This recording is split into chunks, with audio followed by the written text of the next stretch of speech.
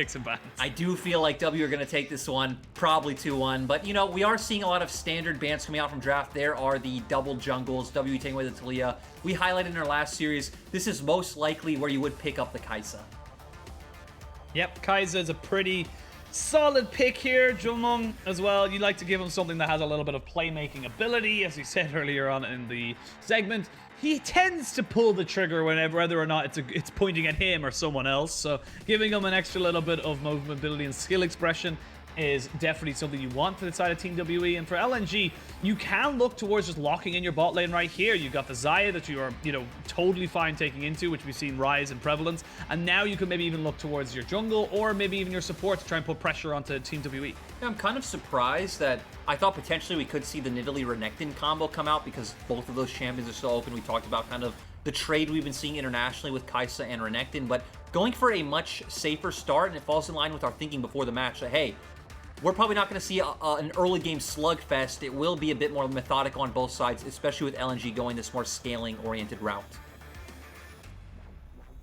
Orianna locked in. They did ban the Syndra, so you can see there they're not trying to get that handshake going. They know how powerful how much of a stalemate it can be, but also how powerful the Syndra can make in terms of team fights. To get those scatter the weaks off with the balls, it can be very, very difficult to deal with. But Shanks on the Zoe. We actually saw recently Shanks had a fantastic Zoe game. And with Beishang on the Graves, Team WE, they're locked and loaded for a pretty decent early game. Yeah, very stock and standard team composition coming out from WE.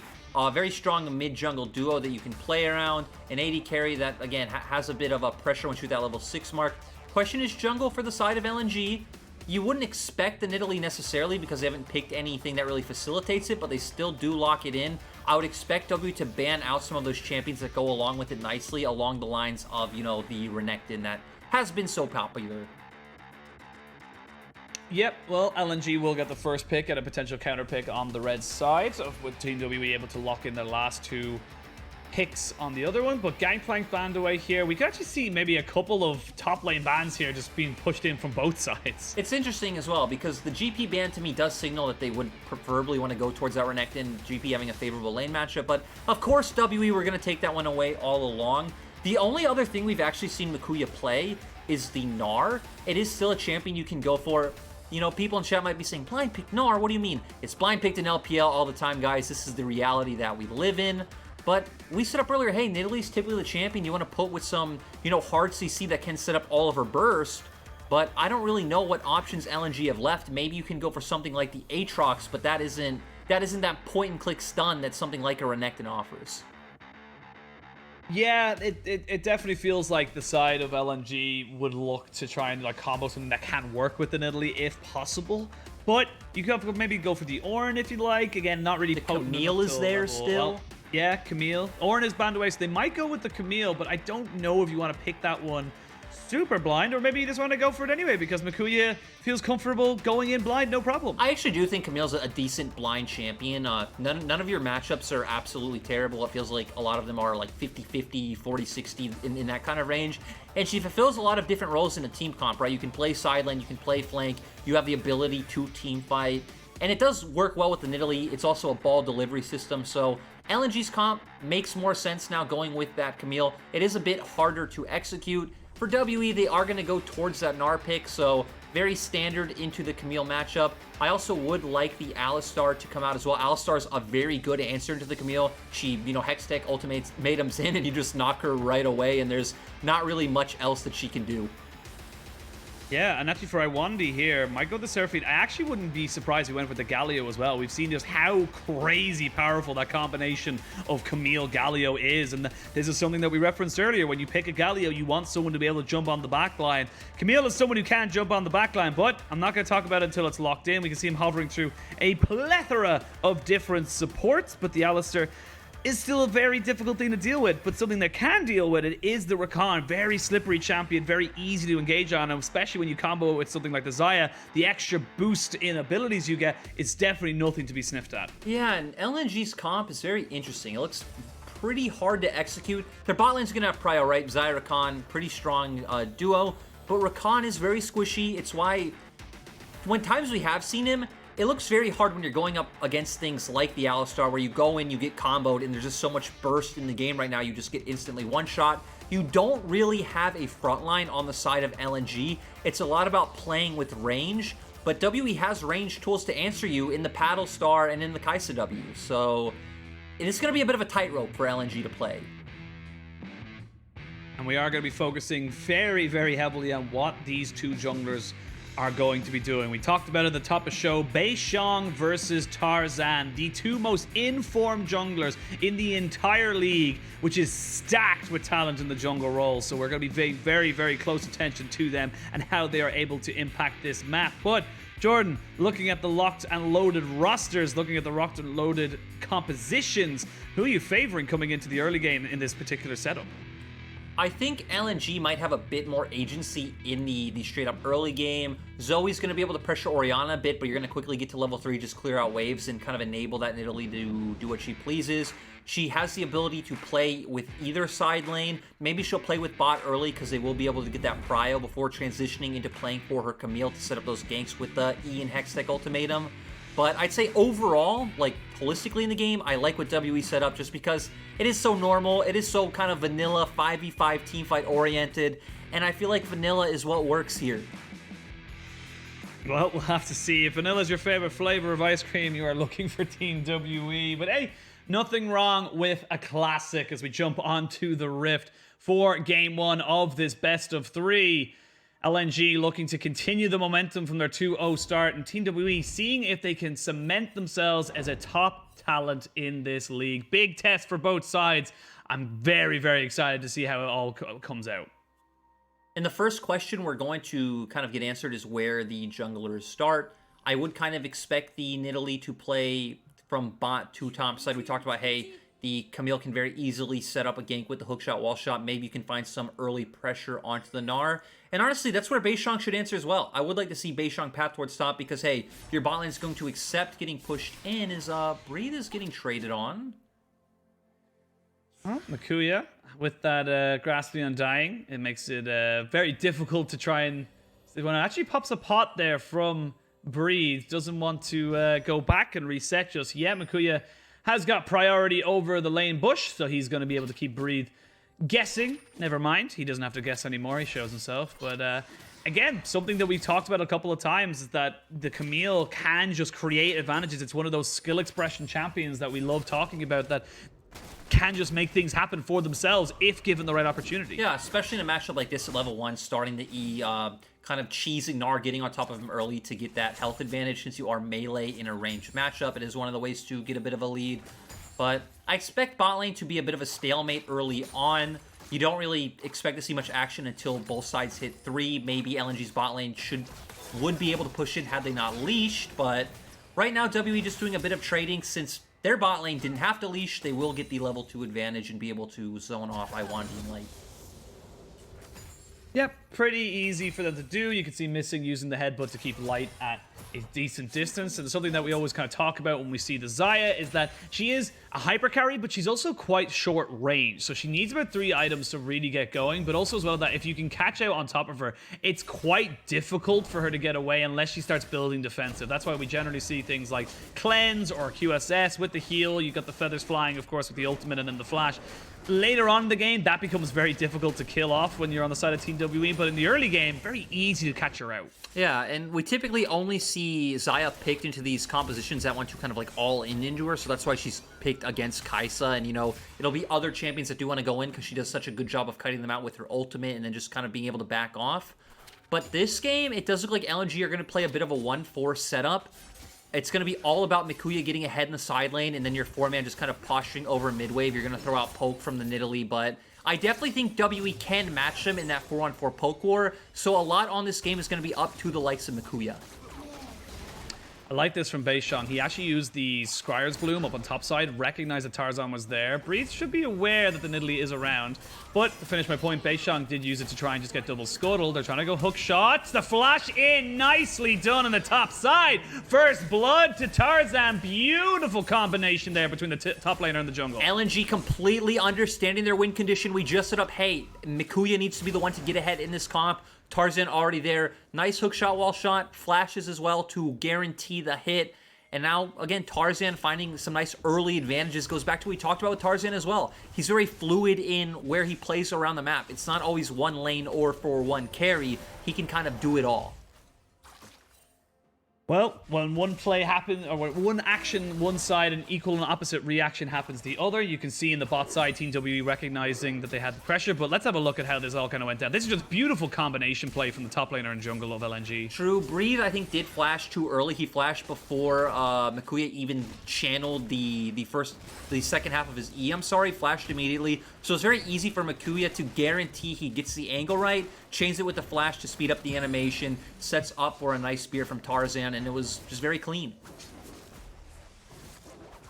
Now, in the jungle matchup, first blood goes to this middle E. So, where is your response, Beishang? We are going to be keeping a very keen eye on you. They were able to get a little bit of advantage in the bot side. We actually see a Cole being picked up by Light, so feeling like he's going to be relatively safe just to farm up an absolute storm before anything really comes to threaten him. And I kind of agree with him, and looking at these two bot lanes, it's going to be very difficult for Team W to make things happen, but Tarzan even just trying to see if he has to make sure that nothing does happen, he's going to sit in this bush and just maybe look for a counter gank. Yeah, it seemed like their bot lane definitely wanted to push in the wave, but maybe been trying to potentially bait and engage out of WE. Tarzan just hovering to make sure they do get in that wave. Now resets coming all around, and for Tarzan, he's going to be able to head up back towards his top side camps, so maybe, you know, finish off his golems, do Raptors, and look for another top gank, because it does look like the wave's getting pushed into Makuya.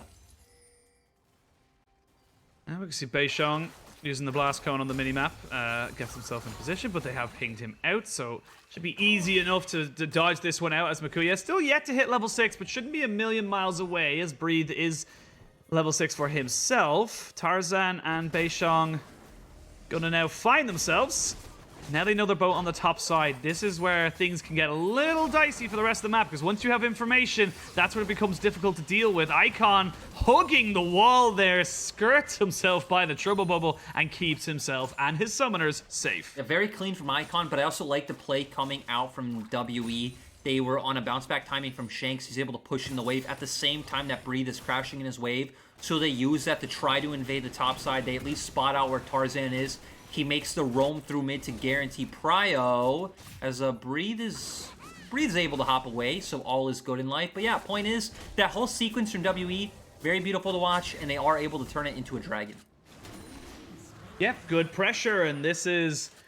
It's kind of almost like watching a game of tennis right now. We're kind of seeing the ball go from one side of the court to the other between the two junglers and saying, what can you do with this? What's the shot you're going to go for? You're going to go for a curveball? You're going to go for a drop shot? Let's see if they can do anything from it. But Beishang looking to see if he can take this blue buff for himself. They do smite.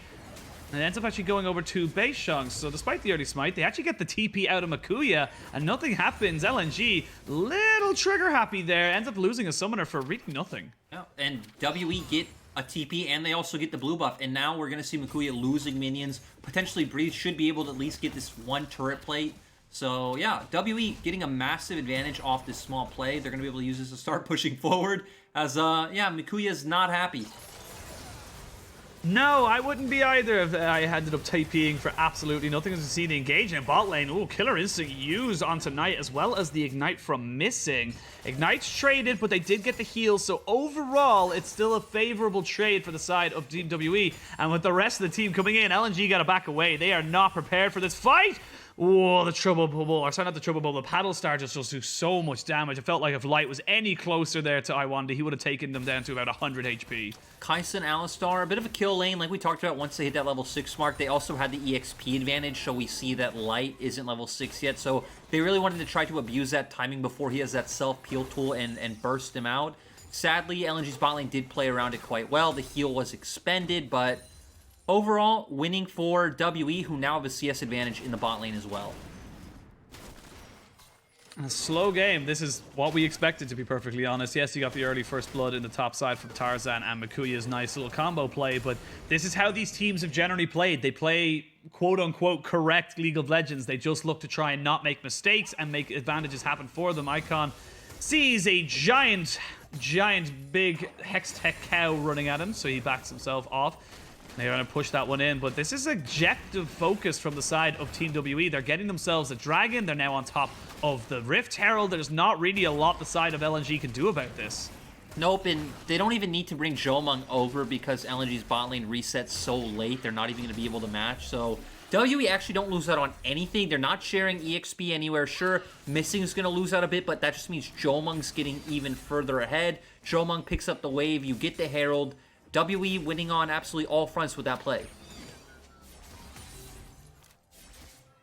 A bit of slow early game. Nothing really untoward from either side. We're gonna have to wait until they get their mythics, until they get themselves set up for everything. So let's have a look. Let's take a step back. Let's have a breather. We had a very chaotic game, Series 1 even, between V5 and Rogue Warriors. So we have a much more cool, calm, and collected game here.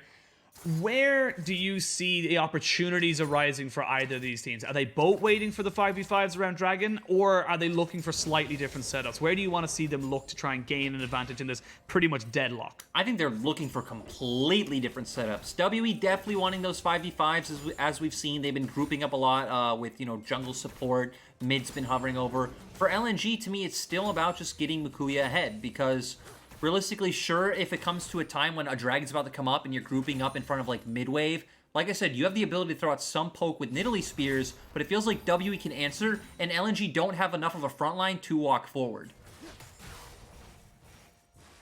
Like you said, they're looking for those big kind of skirmishes, those big combination fights, as you just said. You see Missing. Every time Beishang comes down here, he's being aggressive, he's pushing forward. For LNG, they want to try... catch some people out. Nicely done there by Breathe. They want to try and get the poke down, like you said, with the Nidalee Spears. Maybe look to try and catch someone out off on a side lane and, burst them down before an objective. A minute until that next dragon does spawn. It is a cloud, and we could possibly see LNG just maybe give that one up over, because they haven't really got the advantage in the bot lane or the mid lane, and they're kind of two lanes you need pressure in to make plays happen around Dragon Pit. Yeah, and I like this from WE. Still, Icon using the ultimate to try to dissuade them, but they're still going to be able to pick up some plates. But the thing I'm afraid of for the side of LNG is, if you group up in front of a dragon, it just feels too easy for Missing to just jump in on top of you. Ideally, typically, Rakan is thought of as a flanking champion as well. You can't send Rakan in on a flank, because then who is standing right next to Light, Icon, and Tarzan?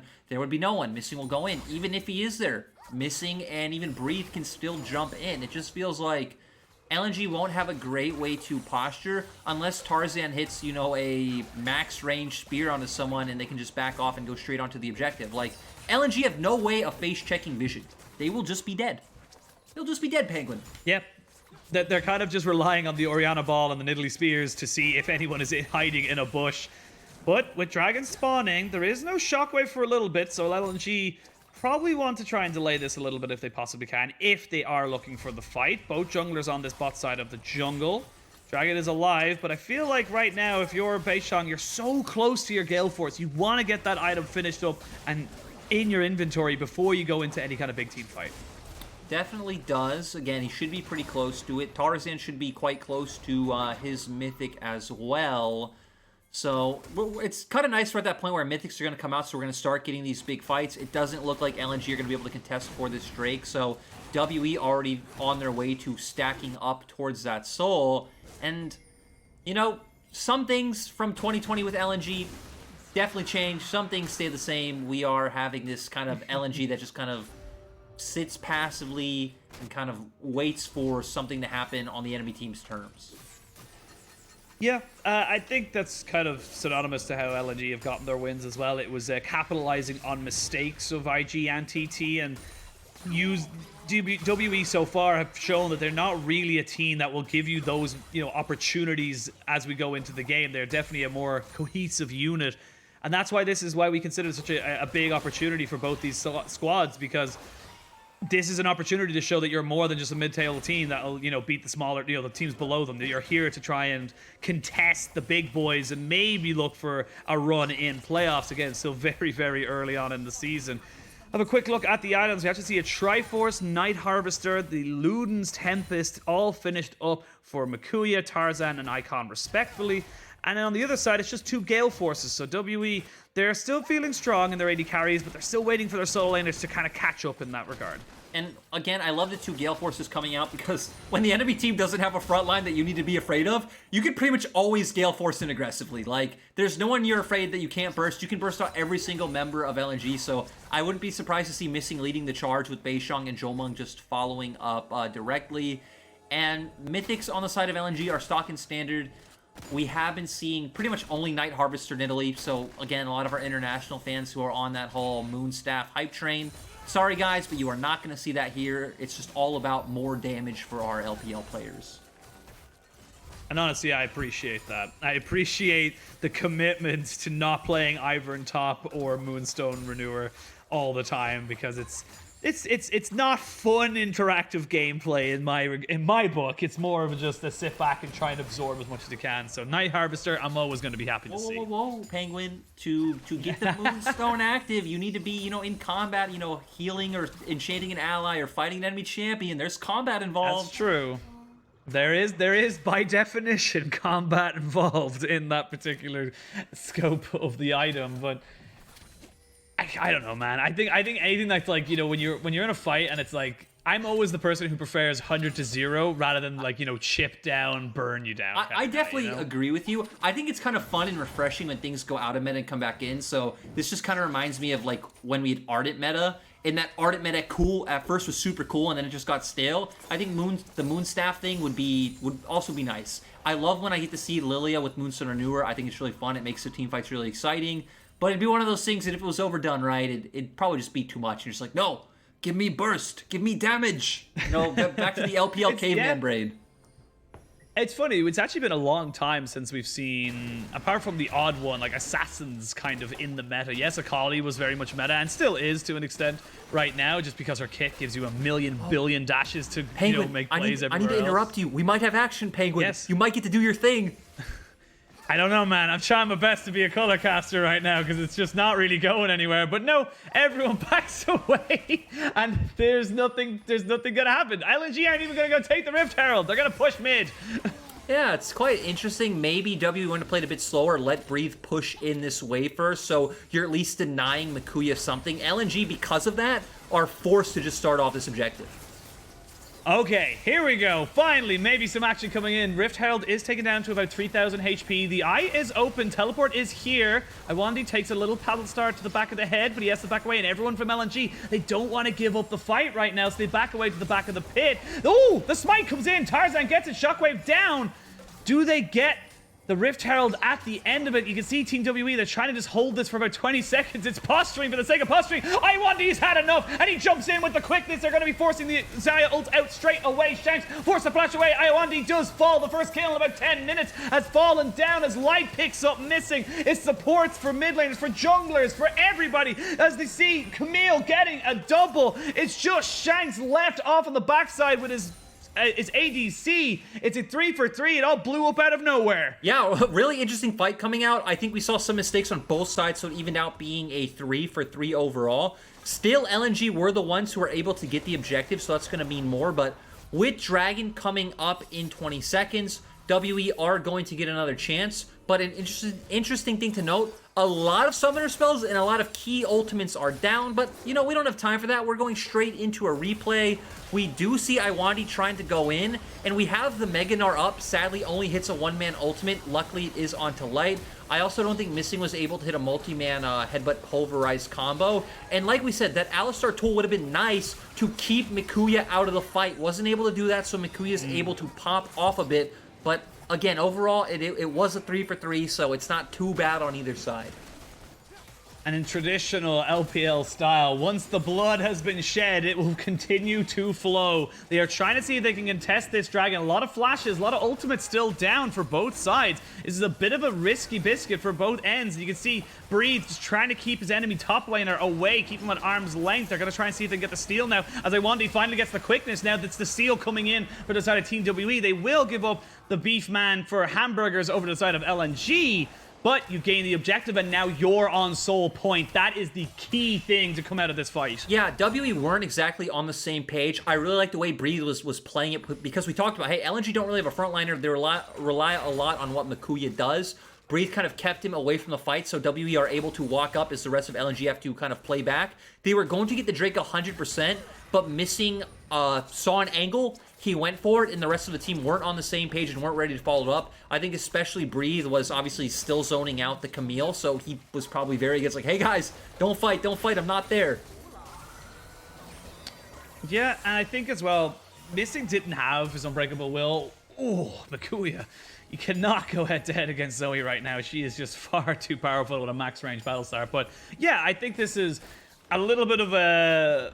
I think Missing maybe getting a little bit overzealous, trying to go in without his ultimate. He's still a very, very squishy cow without that ultimate available. And Iwandy getting the quickness back meant that he could just keep everybody safe and sound. They do trade objectives effectively, the Rift Herald for the Dragon, and they trade bot lane tier 1 for top lane tier 1. So overall, it's still a very, very close game. You can see it on the scoreboard. There is nothing between these two teams, but the very, very key thing here is that in 3.5 minutes, you will have to fight over this Infernal Soul LNG. You do not have a choice. It's also interesting because you can see LNG are very conscious of the position they're in with the items they're buying. Rapid Fire Cannon coming out from Xayah. This is not an item we really see, especially coming out second, but we talked about they don't have a front line. He will never be able to walk forward. They can only play from a range, and they don't exactly outrange WE pound for pound, right? I mean, sure, you have Nidalee Spears, but that's just about it. So I understand the Rapid Fire Cannon, but I don't necessarily think it shores up the issues that you have if WE do find a proper engage. Well, everything resetting onto the map. Light has just been on split push duty. Salty split push Xayah as the flash has to be burned by Makuya to get away from Beishang and Missing. This is the combination that we've alluded to so much, is that this support jungle roaming duo. Yes, we talk about mid lane kind of setup, but for Team WE, it's about Missing helping out his his jungler and just kind of following the call as they roam around the map. And they are the two long-standing members of this roster, but LNG gonna make a good play. Missing using the Hex Flash, isn't able to find anything. Iwandy did get bubbled, but still WE not gonna be able to follow up on that. Look at all these traps. Holy. Yeah, it's just, they're annoying. They aren't going to do a huge amount of damage, but what it does, and it's a very important thing for the side of LNG, it keeps tabs on where everyone is going, and that's what you need. Vision is key because knowledge is power, and that's how you come out and win these games. It actually looks like maybe they should be able to get the push and the kill onto this mid lane turret, as there is only Jiumeng here against a 3-man strong. Oh, as I say that, Missing is here, jumps straight in on top of Iwandy and on top of Light. He has got the Unbreakable Will, but he will be broken down straight away. No one was ready from Team WE to really capitalize on that. No, we didn't see Beishang or Jiumeng be able to jump forward. I mean, Breathe, I'm sorry, is not even here despite his rage bar being filled up, which if you were going to look for this play, you would think, hey, you could potentially look to set up a TP. You do have some deep wards in the river that would have given him a good flanking position. But Missing just going in all by himself, and like you said, the other members just kind of looked shocked. They looked confused. Yeah, I feel like they might have said, look, we might go for this if the tower lasts long enough, but it didn't, and they kind of went, all right, like you can even see it there. They're walking away as Missing is going in, so it doesn't quite line up. And now we're actually seeing about a 1,500 gold lead for the side of LNG. This could be the difference between having your third, item and not having your third item as we go later on to the game. They will, luckily for Team WE, be roughly equal coming up to this dragon fight in just under 50 seconds. This is a big moment for both sides. I feel like if LNG can steal this, they delay the game, they can keep this Xayah-Rakan combination going, and of course Makuya will just become a massive threat to Jiumeng on this backside. But for Team WE, if you secure this, you can end the game in the next 5-6 minutes. That's the thing, right? Because on the side of LNG, it's obviously very hard to lock down Xayah and Rakan anyway with Alistar, and you have a bunch of scaling in your composition. So it actually might not even matter if you don't have a front line, if the game does go long enough to where they can continuously burst out Missing like that, and then you are just going to have more damage than the side of Team WE. Key thing to note, Light will not have his ultimate available for the Dragon on spawn. LNG will not be able to keep him 100% safe for the time being. They have a Shurima's Revelry on top of Iwandy, and you can see he's going off to the backside, but this dragon is being bursted down. TP comes in, there's the quickness. He's trying to see if he can keep it away, but no, Infernal Soul is in the back pocket of Team WE. They will lose the cow again, but can they gain anything else from it? They got the objective they wanted. Tarzan is on the back now of the pit. They know where Makuya is. They do not want to have to deal with him. They are trying to just push in on top of him. Whoa, there we go. Jiumeng takes that ultimatum straight away, but he has no fear as he jumps on top of the top laner of LNG. But the Infernal Soul now for Team WE, they are in the driver's seat. Yeah, really decisive play coming from Team WE, and they're not done. No, they're going to have to see now Light use the flash, but there's nowhere for him to go. They're going to get Tarzan jumping straight in on top of Jiumeng. Goes golden to keep himself alive. The Paddle Star from the back end. Shanks takes him down. And now Baron could be on the cards for Team WE. And you said, hey, if they get that dragon, you know, they could potentially try to close out within the next 5 minutes. That dragon turns into some picks, which now turns into the Baron. And now, you know, you're set up well for your prediction of this game ending soon, Penguin. This is a massive, massive swing. The gold might not say it just yet, but this is huge for Team WE. They've got so much damage, and let's see how this fight goes. Actually, we're not even going to see the dragon fight. It's actually just going to be straight up Breathe, just catching Light. He had flash. He could have just gotten away. You know, that is actually the most anticlimactic part out of everything that just happened. He just jumped in, he just ulted, and he was just dead. There isn't too much to break down with that play. Nice from Breathe to spot the opportunity out, like, seeing that play that he can go for it, but very, very straightforward play coming out from him. I would have rather seen how the Camille got caught out again, because that part was that's clean. what I was gonna. I wanted to see how that one go, because it just looked like Jiumeng found an opportunity. They got one little piece of CC on him, and it was like go, go, go. We know we can kill him, but just going back to a point I wanted to mention very, very quickly was, this is where we start to question, is Team WE a top-tier team? Because when we look at some of the best teams the LPL has ever produced, and, you know, especially in the most recent years, it's been carries and, like, best in, or at least an argument for best in role in every single lane, in every single position. The biggest question marks for us, for Team WE, was always going to be this mid lane, because Shanks was kind of an unknown entity, and of course Jiumeng and missing how they would be able to shore up those little bit of int plays they happen to do every now and again. Right now, this feels like, with the addition of Breathe, with Shanks kind of feeling himself into his own role and pushing himself to become, you know, one of the better mid laners in this tournament, this feels like a top team in the LPL. It definitely does, and it's still not going to be easy for them to close this one out, because LNG do actually have a ton of wave clear. So, like you're saying, if WE can't pick this first one up, that will be a very good sign. But hey, we see Breathe also doing a lot of damage in the side lane. LNG trying to answer with Camille down in the bottom lane, though. Yeah, they are looking to just try and split this one up. Very difficult to win a base race when you're against a Baron up team. You have to be so respectful for LNG. Like we see here, Icon cannot kill off that cannon minion. They will trade. And it's Shanks who's left down to the spot side to try and deal with him. They are picking out Jiumeng. Now realizes he's on a pink ward.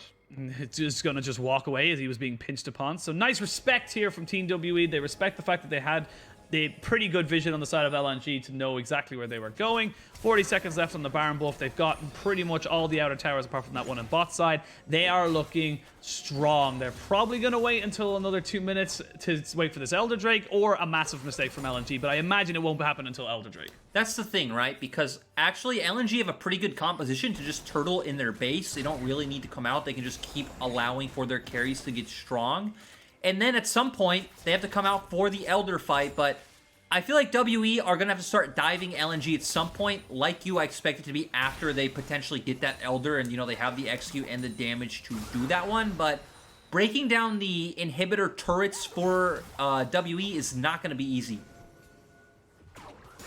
Yeah, it's very difficult. Even see here with this massive wave, they're still not really able to put down any kind of damage right now. It's very easy for Icon and Tarzan to just push forward, kill off the backline of minions, and then keep moving on. Shockwave misses. And that is a big cooldown down, so they might actually try and push up now, considering they know that that big teamfight ultimate isn't available.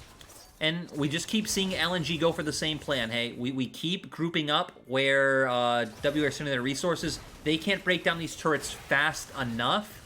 And we're just going to send Mikuya to the other side, keep letting him get strong, because he's getting to a point where he potentially can start solo killing Breathe and looking for those dives. Yep, and the big thing as well, regardless of solo killing Breathe, he can deal with Jiumeng. He can keep on top of him, not die, but also solo him out. That's the important thing. That's Mikuya's job coming into these fights is to get right on top of either Shanks or Jiumeng and take them out, or at bare minimum, get them out of the fight. Definitely is true, and luckily for him, where he doesn't have like too many AP threats on the other side, where playing Camille against a lot of AP threats is kind of awkward because, you know, they can all buy Zhonya's Hourglass and it kind of just makes your ult null and void, but only Zoe with that one. We do have stopwatches coming out, though, for both Graves and Kai'Sa, so that will be massive if LNG do opt into contesting the Elder, which, like we said, you don't really have a choice when it comes to Elder. I don't necessarily think Mikuya can just keep split pushing and say, hey, you can take that one, we're totally fine. Yeah, missing, making sure that Iwandy cannot gain all the vision control in this topside jungle. 5 seconds until the Elder. Look at the pink wards in the inventory of Team WE, but breathe. Oh, Mikuya just misplayed that. He felt like he had to take the hook shot, but now that they've committed onto the top mid lane on top of the top laner, they actually let the Elder Drake go down to 3,000 HP. I think this is gone. Tarzan's nowhere near this. Yeah, WE get it. Yeah, they get it, and they start the fight. They're jumping straight in with the Pulverize, and Iwandy is dead. It's a double kill straight away for Jiumeng. The Camille is dead off the backside, and we talked about how you cannot let this Infernal Soul goal. It just puts you on such a massive timer. 4 people dead, a triple for Jiumeng, and Team WE, they're going to be able to end this game right here, right now. And WE kept their head in the game. They knew it was all about the dragon plays all along. We're still going to see Icon on our screen go down, but I don't think it matters all that much. Again, WE had a game plan. They kept taking the Drakes. They knew where they were strong. They played as a unit, the characteristics of WE that we know and love. He will get out. The TP comes in and he gets himself to safety. But to what have it? Well, you know, you get to safety, but at what cost? Your base is in tatters. They will have Iwandy coming back, but now with the Elder Drake up for another minute and 30 seconds, you can see WE turn onto the Baron, go into those top and mid lanes and get them pushed in. This game is as good as done. They will make a miracle for LNG to come back. Yeah, 7k gold lead as well, so they're all going to be ahead in items. Actually, I feel like if WE didn't chase down Icon, they probably could have just ended the game there outright. Yep. But, you know, they did get pulled into the chase. As, ooh, Shanks going to do some good damage onto Iwandy. Iwandy needs to just walk away. You're a Rakan. If you do not have your engage, there is no reason for you to be playing aggressively up. But let's have a look at how this one goes, because LNG just committed to try and kill Breathe, and then it just all went apart. But Missing played it so well. Missing kept Tarzan away from the fight before he can even get close to that. We do see Jiumeng then follow up with all the CC landed from Missing, and just so much burst. Nice collateral damage, as well as Paddlestar coming out from Shanks and Beishang as well. And it really feels like Missing was the key member there. LNG, again, it is kind of a byproduct of their composition with how these fights are going, but no excuses. WE are just playing a good game of League of Legends. Yep, can't take away from a team that's just playing very, very well. They've got themselves 30 seconds or a little bit less on the Elder Drake. They got themselves over 2 minutes on the Baron buff. You can see them just trying to barrel down towards this mid lane. They know with both buffs up, excuse me, they should be able to pick down this turret very, very easily. They open themselves up another inhibitor. That's going to be super minions in 2 lanes. They've got top lane pushing in. They can rotate out for that. But there is Mikuya on the flank. Also, Penguin, we don't have an Elder Dragon anymore for the side of WE. Oh, here we go. This is the last-ditch effort. They're trying to jump straight onto Shanks, and they will kill him off. Jiumeng is still here, and Jiumeng is still alive. That's the next target for you for the side of LNG, but WE are still just too damn big. Smack them with the wallet. It doesn't matter if we're 5v4. We are just too damn powerful. You can see Beishang basically soloing out people on the back end of that fight. With Baroned up minions, with the waves pushed in, there's just nowhere to go for Light to try and salvage this game. It will be a clean, methodical game 1 win for Team